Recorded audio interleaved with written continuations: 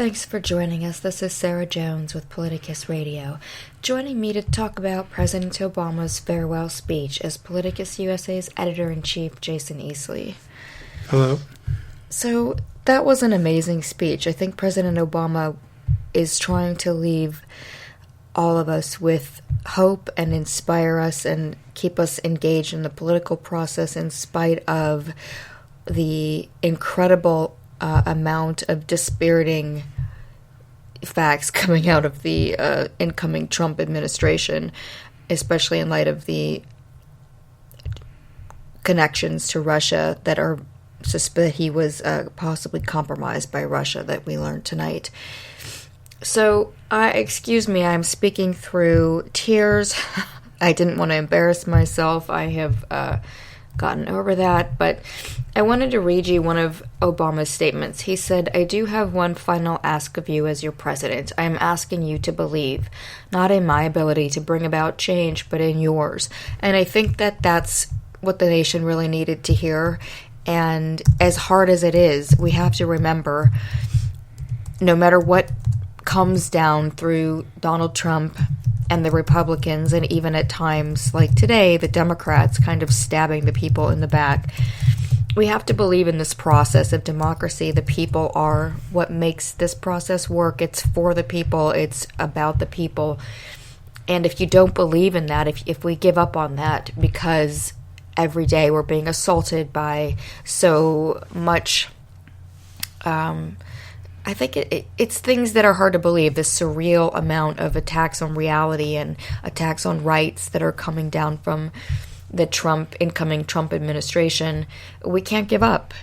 And that was, and I think President Obama was saying he's not going to be leaving us. He will be here as a citizen working with us to keep fighting for democracy. And he reminded us as well that throughout history, democracy has faced challenges. It seemed to me that he was making a pointed nod towards Trump with that, but whatever he intended with that, it certainly does apply to Donald Trump, and democracy is under attack right now. Obama's saying that it has survived this. We have been through these challenges, we take steps forward and we go backwards. And right now we are going backwards at warp speed. I have a lot of trust in President Obama and his take on certainly his take on politics. And he earned that trust the hard way through years of saying things that turned out to be true. I think you did, you pointed out the other day that he got one of the most... Oh, we're having tech difficulties. So is it corrected now? You pointed out that in one of the an assessment of truth, that President Obama was at the top of that assessment. That he only had a few pants on fires. I think it was one a year or something that you came up with. Mm-hmm. So basically, Obama through the years, he'd make these statements, you check them, they turn out to be true so often that he really has earned that trust. So when he says that we can deal with Donald Trump and we can get through this, I think we have to believe that. What are your thoughts? Yeah, I think that we're definitely going to get through Donald Trump. Unless Donald Trump blows up the world with a nuclear bomb, we're going to get through Trump.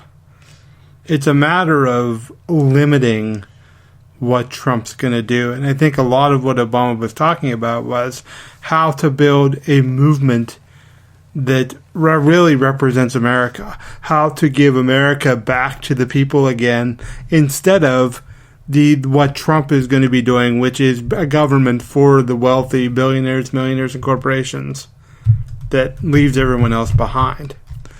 Obama's speech was, I think, as uplifting as you would expect.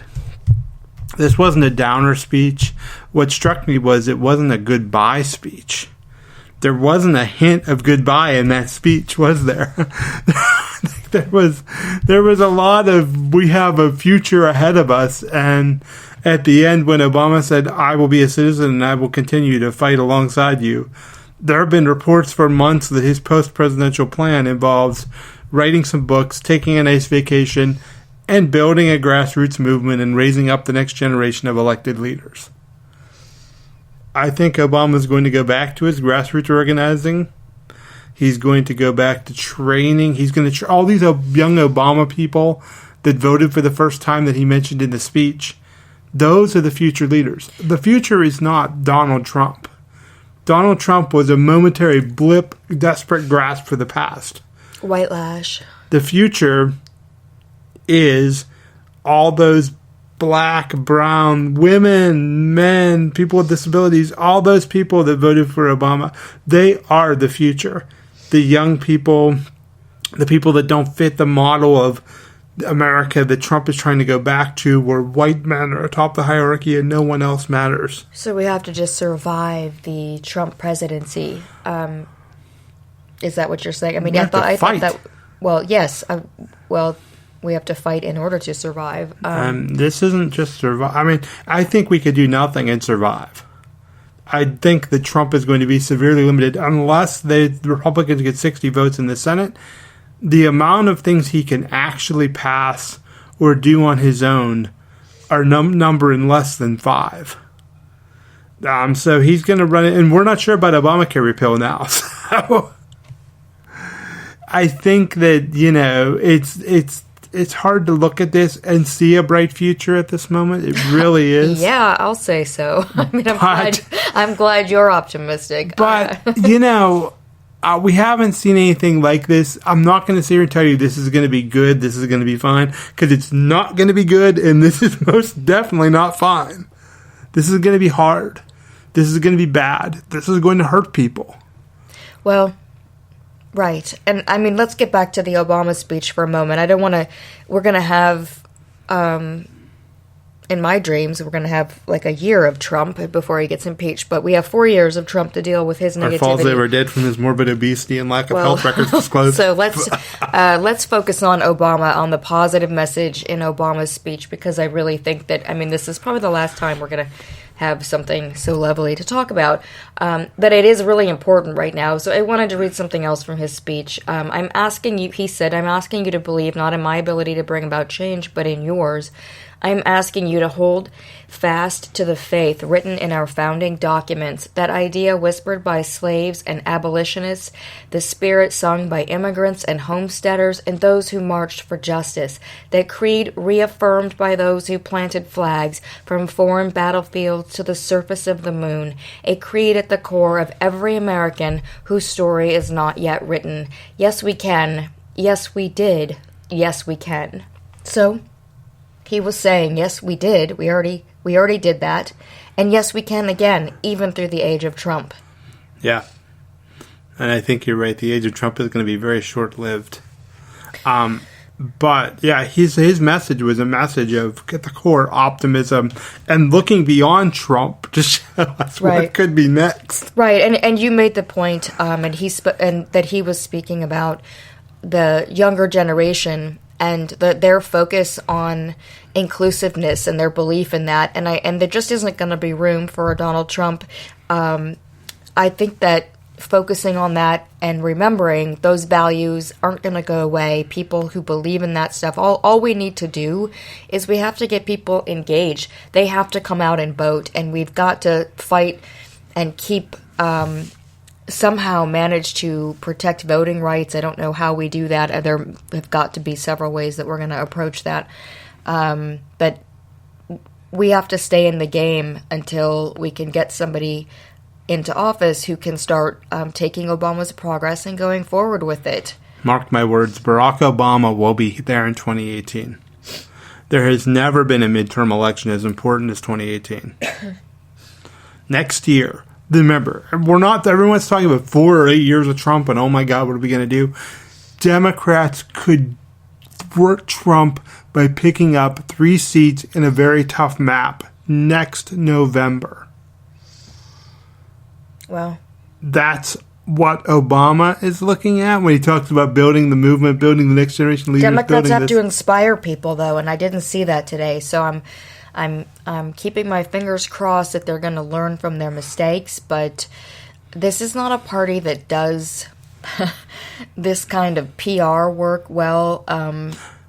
They need to get it together. I hope Obama can lead them. Maybe we've been looking at it backwards. Maybe people shouldn't be looking at the Democratic Party to inspire them, but they need to inspire the Democratic Party. Well, I think that's what he was saying, absolutely. Yeah, I think that's what he was getting towards. That is citizenship, that we are all supposed to inspire one another. We are supposed to be engaged whether or not anyone inspires us. And we should, you're right, we should all be working for that, and we should insist on that from ourselves and others. And yet I do have to say that in this, we have a culture of people who don't care enough to go out and vote. And that's what people like President Obama are going to be working to change. I mean, that's what really has to change. There were 100 and some odd thousand, if we would have had 100 and, let's say, 30,000 more Democrats in Michigan, Ohio, and Pennsylvania feel that it was important enough to vote in counties that Trump may have won, but maybe they didn't come out because they saw the Trump signs and they felt defeated. And instead, the Democratic vote, instead of being 35%, was 25%. If some of those people, if just 125,000 or so, those people came out and voted in those three states, the conversation would be different. Right. It's all about, sometimes you can't count on someone else to inspire you, but you have to inspire yourself. And as they say, you have to be the change you're seeking. And I think that's what President Obama was trying to infuse in Democrats as the takeaway message. I think Democrats also have to get bolder, and they have to get, and I'm talking about the base, not just, I was talking about that with the our elected officials today, but I have to take that right down to the base, because you see that Democrats, when things get ugly, they don't like conflict, and so they get quiet and they go away, and the country can't afford that. People have to speak out. They have to have a dialogue even when it's uncomfortable, and they have to say this is wrong.